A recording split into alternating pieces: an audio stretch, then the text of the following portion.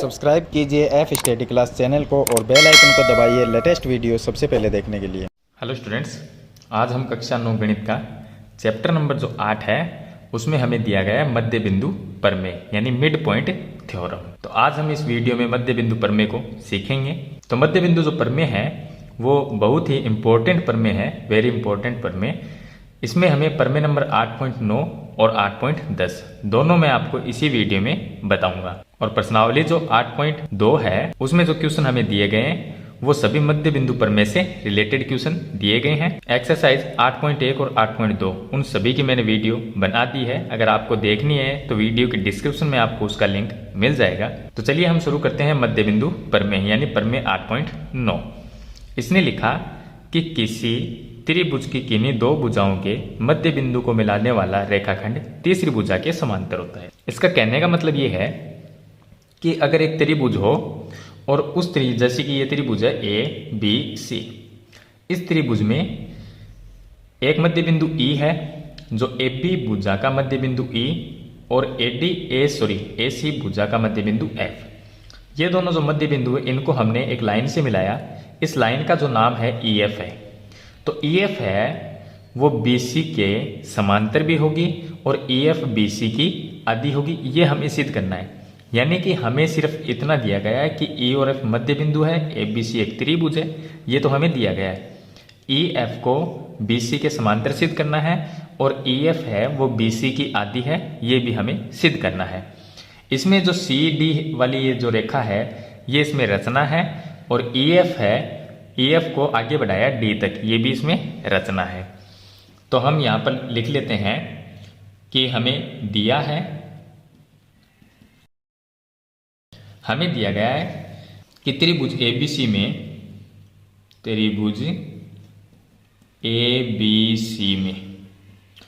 ई है वो A B का मध्य बिंदु है, ई पॉइंट है। मध्य बिंदु का मतलब क्या होता है?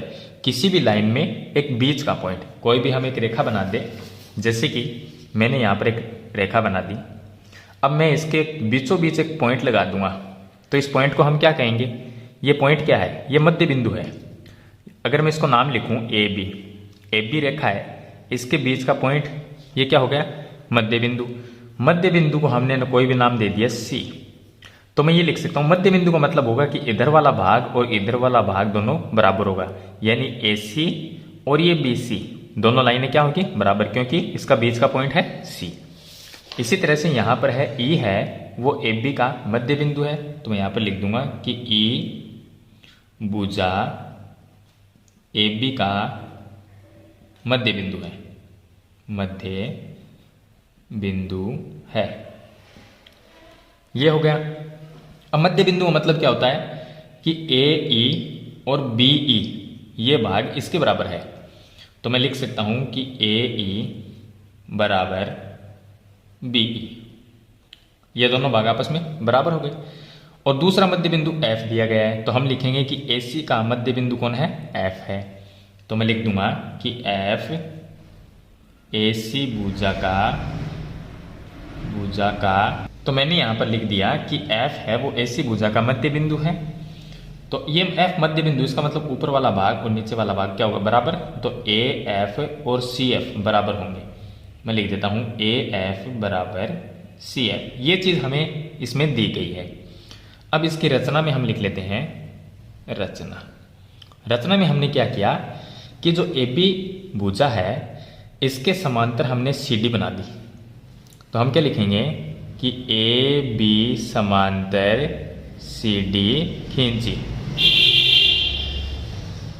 ए बी के समांतर हमने सी डी खींची, ये भी भुजा है, इसके समांतर हमने ये सी डी बना दी और साथ ही ई एफ को डी तक बढ़ाया। तो मैं लिख दूंगा कि ई एफ को डी तक बढ़ाया। ये हो गई इसकी रचना। अब हमें सिद्ध करना है, वो हम लिख देते हैं। हमें सिद्ध करना है कि ई एफ है, ये जो ई एफ है ये बी सी के समांतर। तो सिद्ध करना है कि ई एफ और बी सी समांतर है और साथ ही हमें यह सिद्ध करना है कि ई एफ है वो बी सी से आधी है। तो ई एफ बराबर 1/2 BC, ये चीज़ हमें सिद्ध करनी है। चलिए अब इसकी उत्पत्ति में देखिए, उत्पत्ति में हम क्या करेंगे कि सबसे पहले हमें अगर इन दोनों को EF और BC को समांतर करना है तो इसमें आप नीचे आपको एक चतुर्भुज दिखाई दे रहा होगा BCDE। इस चतुर्भुज को समांतर चतुर्भुज अगर हम सिद्ध कर देते हैं तो ये नीचे वाली BC और ये EF यानी कि EF या आप ED पूरा कह सकते हैं ED, ये समांतर हो जाएगी। अगर ED और BC समांतर हो जाती है तो हम लिख सकते हैं कि BC है वो EF के भी समांतर होगी। क्यों? क्योंकि EF है वो ED का एक छोटा भाग है। यानी कि पहले हम BCDE इसको क्या करेंगे, समांतर चतुर्भुज सिद्ध करेंगे। अब कैसे करेंगे तो आप देखिए, हमें क्या दिया गया, हमें दिया गया कि ये जो AB लाइन है ये CD के समांतर है, ये हमें दिया गया है। यानी कि AB अगर CD के समांतर है तो BE है वो भी CD के समांतर होगी, तो ये भी क्या होगी, समांतर होगी। क्योंकि अगर ये पूरी बड़ी भुजा इस छोटी भुजा के अगर समांतर है तो इसके छोटे छोटे भाग क्या होंगे, ये तो है ही CD, तो ये AB का छोटा भाग BE ये भी क्या होगा, इसके समांतर होगा। यानी मैं कह सकता हूँ इसके समांतर का चिन्ह लगा देते हैं इस तरह से कि ये समांतर है। या तो आप AB पूरी भी लिख सकते हैं CD के समांतर, या आप BE और CD इनको समांतर लिख सकते हैं, क्योंकि बड़ी भुजा का छोटा भाग है वो भी समांतर होता है। चलिए अब ये दोनों समांतर तो है, ये तो हमने रचना में दी गई है कि AB समांतर CD, यानी पूरी AB और CD समांतर है, तो BE और CD को भी मैं समांतर लिख सकता हूँ। यानी ये दोनों समांतर है, अगर इनको बराबर और कर दे दोनों को तो ये क्या हो जाएगी, समांतर भी है और बराबर भी हो जाती है, तो BCDE समांतर चतुर्भुज बन जाए। अब बराबर दोनों को कैसे करेंगे, तो BE और CD इनको बराबर करने के लिए हमें क्या करना होगा, पहले ये जो CD है इसको AE इसके समान बराबर करना होगा। अगर इन दोनों को हम बराबर कर देते हैं तो ये भुजा और ये भुजा ये तो पहले से ही बराबर है, क्योंकि E मध्य बिंदु है तो ऊपर वाला भाग नीचे वाला भाग बराबर है, AE बराबर BE हमने लिखा था, ये दोनों बराबर है। अगर इन दोनों को हम बराबर कर देते हैं तो ये इसके बराबर हो जाएगी, क्योंकि आपस में तीनों बराबर हो जाएगी, तो मैं कह सकता हूँ कि CD और BE भी बराबर है। चलिए हम कैसे करेंगे बराबर, पहले इन दोनों को बराबर करते हैं। तो एक तो ये त्रिभुज लेना है आपको, ये त्रिभुज और एक ये त्रिभुज, दो त्रिभुजों को सर्वांग सम करेंगे पहले। तो हम क्या लेंगे कि त्रिभुज एक तो ये लेंगे EAF, त्रिभुज EAF, व दूसरा हम त्रिभुज ये नीचे वाला लेंगे जिसका नाम हम लिखेंगे DCF में। दोनों को सर्वांग सम करना है, कैसे करेंगे, तो देखिए ये यहाँ पर एक कोण है और इसके सामने वाला, दोनों कोण बराबर होंगे क्योंकि ये शीर्षाभिमुख कोण है। तो मैं इसको लिख देता हूँ कि 1 नंबर और कोण नंबर 2। तो मैं लिख सकता हूँ कोण नंबर 1 बराबर कोण नंबर 2। आप चाहे तो इसका नाम लिख सकते हैं, कोण का नाम लिख सकते हैं EFA लिख सकते हैं आप, और यहाँ पर लिख सकते हैं आप DFC लिख सकते हैं। इस तरह से मैंने 1 नंबर 2 नंबर दे दिया। तो 1 नंबर 2 नंबर बराबर है, क्यों है, क्योंकि ये शीर्षाभिमुख कोण है, शीर्षाभिमुख कोण है। उसके बाद में यहाँ पर एक कोण ये है जिसको हम 3 नंबर नाम देंगे, एक कोण ये है इसको 4 नंबर नाम देते हैं। तो कोण नंबर 3 बराबर कोण नंबर 4 क्यों बराबर है, क्योंकि ये एकांतर अंतः कोण है, एकांतर कोण है, अंत एकांतर कोण है। अब कैसे हुए मैं बताता हूँ, देखिए एक लाइन ये है, एक लाइन ये है, इनके बीच में अगर कोई इस तरह से रेखा है, आप अगर मैं इसको कंपेयर करके बताऊं आपको तो इस तरह से देखिए, दोनों चित्र को देखिए आप, ये दो इस तरह से लाइनें हैं हमारे पास में और एक ये लाइन इस तरह से आ रही है। अब देखिए ये और ये तो समांतर है क्योंकि ये AB है और ये CD है। समांतर लाइनों के बीच में जब एक तिर्यक रेखा इस तरह से आ जाए तो एक तो ये कोण और एक ये कोण बराबर होगा, क्यों, क्योंकि ये अंत एकांतर कोण होते हैं। तो मैंने भी 3 नंबर और 4 नंबर को बराबर कर दिया क्योंकि ये एक अंतर कोण है, अंत एकांतर कोण। चलिए अब आप एक चीज़ और देखिए कि मैं ये लिख सकता हूँ कि यहाँ पर जो F है वो क्या है, मध्य बिंदु, जो कि हमने दिया गया है, क्योंकि ये E और F क्या है, मध्य बिंदु। तो F जो मध्य बिंदु है वो इस त्रिभुज की ऊपर वाली भुजा और इस त्रिभुज की नीचे वाली भुजा दोनों के बीच का है F। तो ऊपर वाली और नीचे वाली क्या हो गई, बराबर होगी। तो मैं लिख सकता हूँ AF और CF बराबर है, क्योंकि एफ क्या है, मध्य बिंदु, यहाँ पर हमने लिखा था। तो मैं लिख सकता हूँ ए एफ बराबर सी एफ। कारण आप क्या लिखोगे कि एफ है वो मध्य बिंदु है, एफ मध्य बिंदु है, मध्य बिंदु है। तो तीन चीजें हमने बराबर कर दी, ये एंगल है, ये भी एंगल है, और ये भुजा है। तो मैं लिख सकता हूं ए एस ए नियम से, क्या लिख सकते हैं, ए एस ए, कोण भुजा कोण नियम से दोनों त्रिभुज सर्वांग सम हो जाते हैं। तो मैं इनका नाम लिख देता हूं। पहला त्रिभुज है ई एफ सर्वांग सम है, दूसरा त्रिभुज है डी सी एफ, दोनों सर्वांग सम हो गए। सर्वांग सम जो त्रिभुज होते हैं उनके संगत भाग बराबर होते हैं, तो ये जो भुजा है वो इस भुजा के क्या हो गई, बराबर हो गई। तो मैं लिख सकता हूं ए ई बराबर सी डी, ए ई बराबर सी डी। आगे कारण क्या लिखोगे, C P C T, C P C T. उसके बाद में आप ये भी लिख सकते हो कि एक ये भुजा है वो इसके बराबर है, तो इसको क्या लिखेंगे, ई एफ और डी एफ, ये दोनों क्या है, बराबर। तो मैं लिख सकता हूं ई एफ बराबर डी एफ लिखे, या आप उसको एफ डी लिख दें, तो डी एफ, ये भी क्या है, सी पी सी टी से दोनों क्या हो गए, बराबर हो गए। अब देखिए इसको नाम दे देता हूं मैं समीकरण नंबर 1 और ये हो गई समीकरण नंबर 2। हमने दो समीकरण बना ली। चलिए अब आप एक चीज देखिए कि ये दोनों BE और CD, ये दोनों भुजा समांतर है, इनको बराबर करना है। तो बराबर कैसे करेंगे, ये दोनों क्या है, AE और BE, ये दोनों पहले से बराबर है, और ये इसके बराबर हो गई, तो ये आपस में बराबर हो जाएगी। क्यों हो जाएगी, देखिए। अब हमने कौन सी भुजा यहाँ पर लिखी है, AE, ये भुजा इसके बराबर है, AE बराबर CD, ये लिखिए। और हमें दिया गया है कि AE बराबर BE, यानी ये भुजा इसके बराबर है, ये हमें दिया गया है। तो चलिए हम समीकरण 1 को लिखेंगे और इसको लिखेंगे कि AE बराबर BE, ये हमें दिया है, ये तो हमें दिया गया है कि एक ये भुजा इसके बराबर है। और AE बराबर CD, AE बराबर CD, ये कहाँ से लिखा, समीकरण 1 से लिखा। तो आप एक चीज देखिए कि एक साइड बराबर हो तो दूसरी साइड भी बराबर होगी, तो BE और CD बराबर हो गई, यानी ये BE और ये CD बराबर हो गई। तो मैं लिख सकता हूं अतः BE बराबर CD होगा। इसको नाम देते हैं हम समीकरण नंबर 3। ये BE और CD ये क्या हो गई, ये भुजा इसके बराबर हो गई, और ये समांतर पहले से ही है, क्योंकि हमने यहाँ पर लिखा था कि AB समांतर CD है, पूरी AB CD के समांतर है, तो छोटा भाग BE और CD ये भी क्या होगा, समांतर होगा। तो मैं लिख सकता हूँ कि BE समांतर है CD के। क्यों समांतर है, क्योंकि BE का बड़ा भाग है AB, क्योंकि AB है वो समांतर है CD के। या तो आप ये लिख सकते हो या आप ये लिख सकते हो कि हमने रचना में लिखा, तो आगे कारण इसका लिख सकते हो कि रचना से। यहाँ पर देखिए इसको समीकरण नंबर में अगर 4 नाम देता हूँ तो यहाँ पर चलिए 4, समीकरण 3 और 4 से, समीकरण 3 व 4 से, दोनों समीकरण से देखिए कि BE और CD बराबर है, ये भुजा इसके बराबर है और दोनों समांतर भी है, ये इसके समांतर भी है।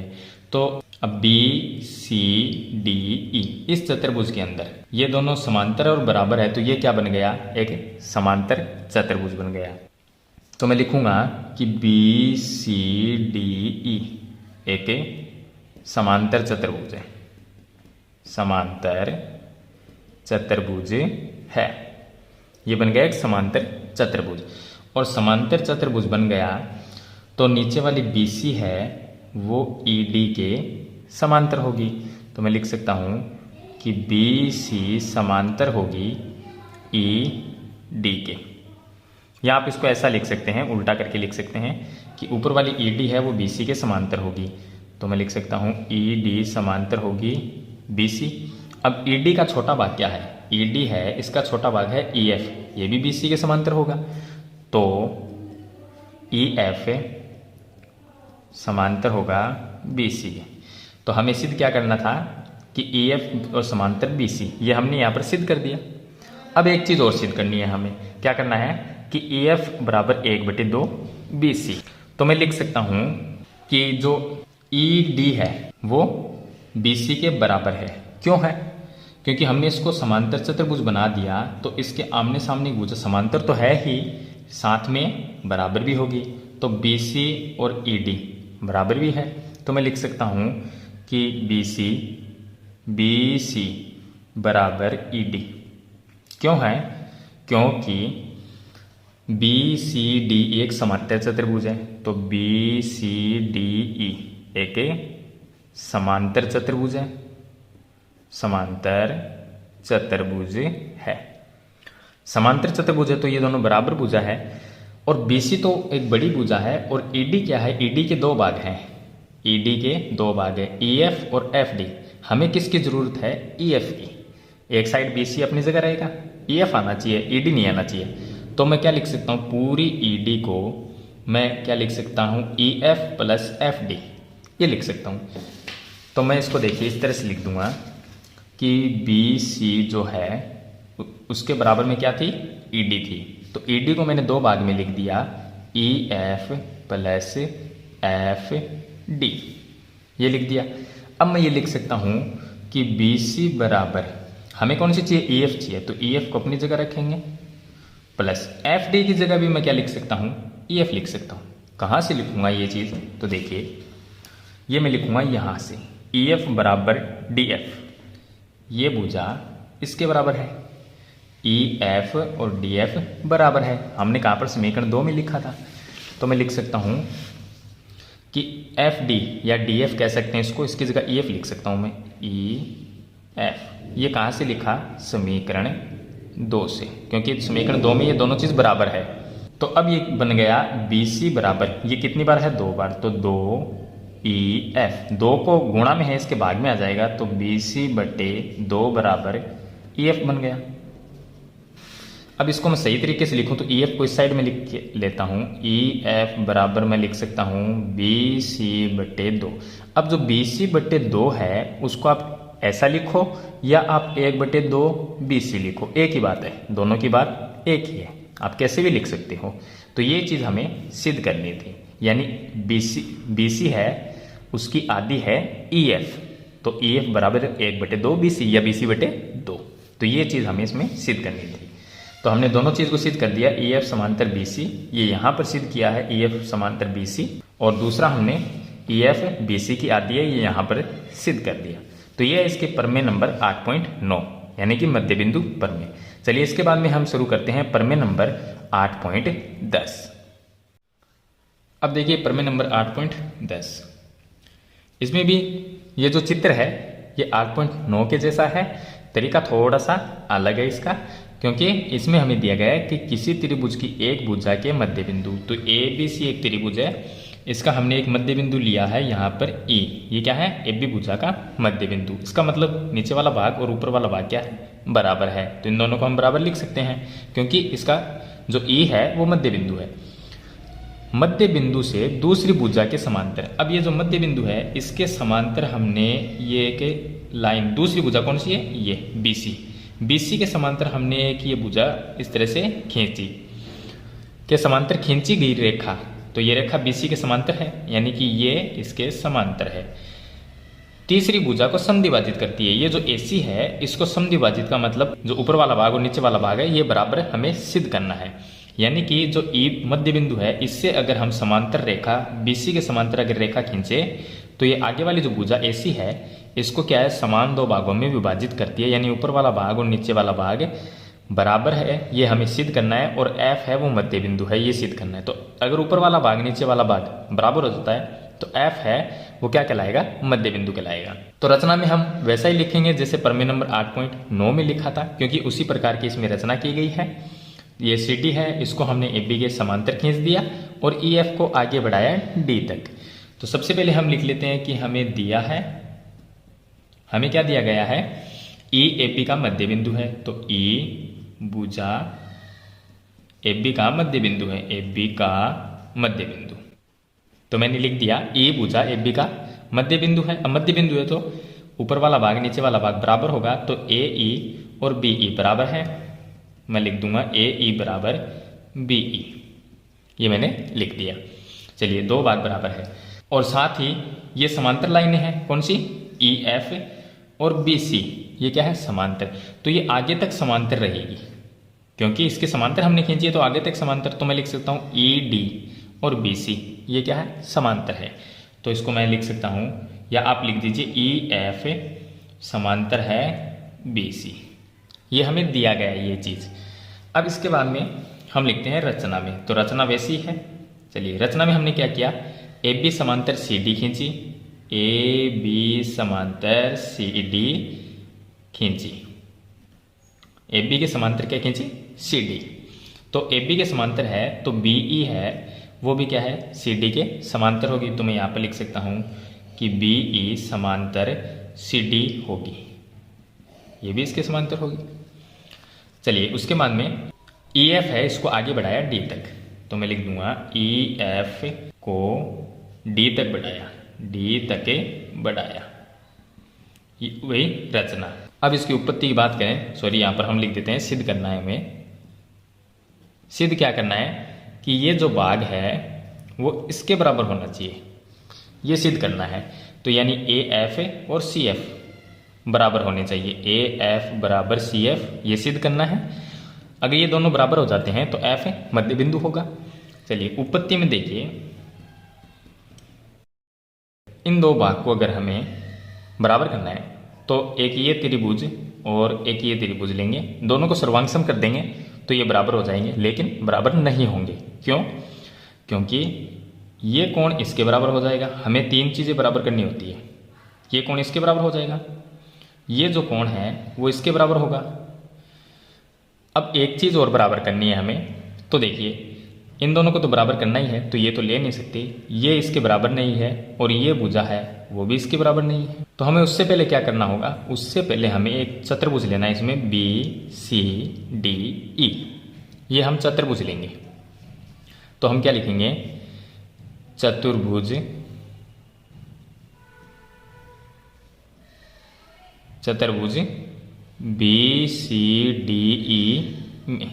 इस चतुर्भुज में देखिए कि बी सी है वो ई डी इसके समांतर है, क्योंकि ये हमें दिया गया है, क्योंकि ये समांतर लाइन हमने इसमें दी गई है कि समांतर खींची गई रेखा, तो ये समांतर खींची है बी सी के।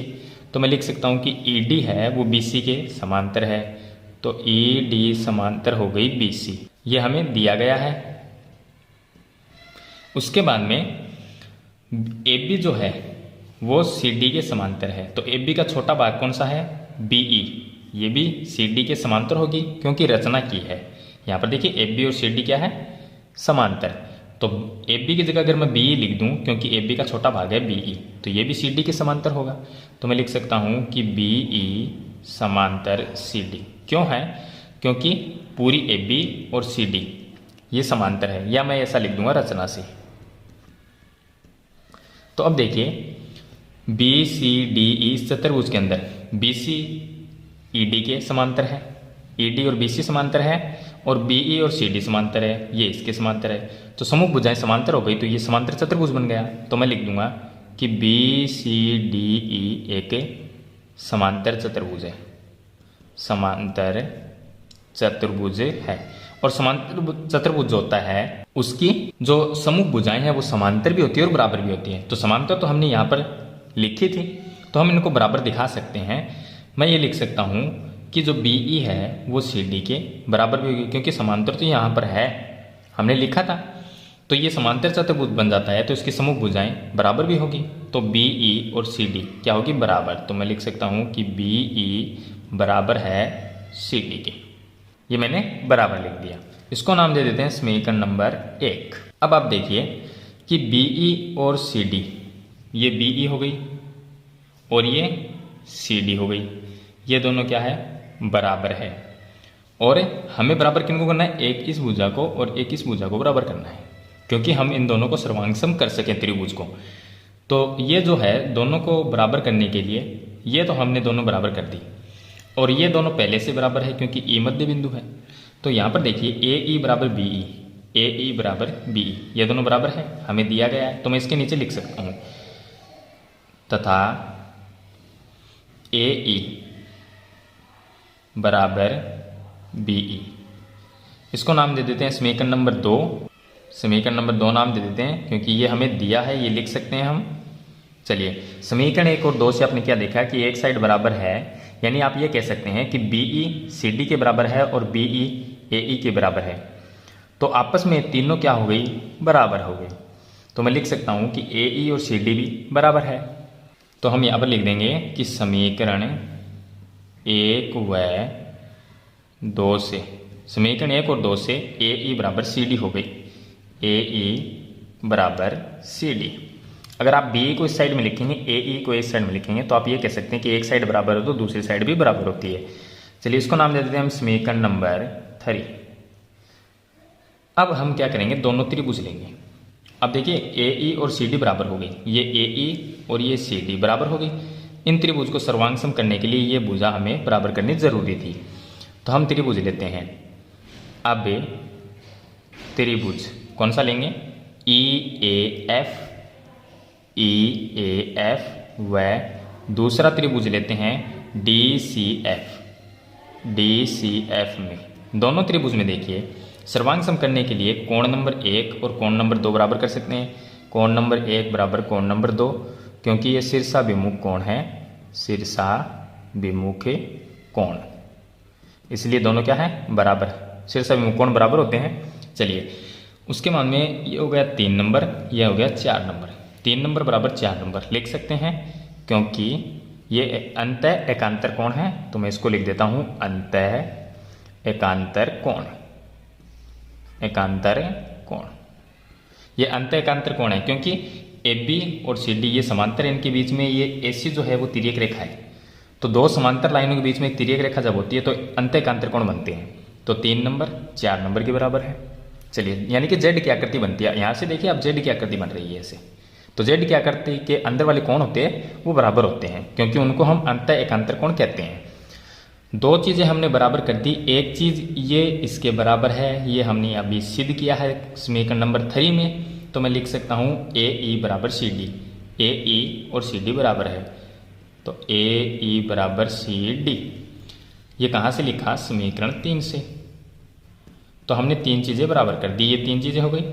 इसमें 2 कोण हैं, एक भुजा है, तो नियम लगता है ए एस ए, कोण भुजा कोण, नियम से दोनों त्रिभुज सर्वांगसम हो जाते हैं।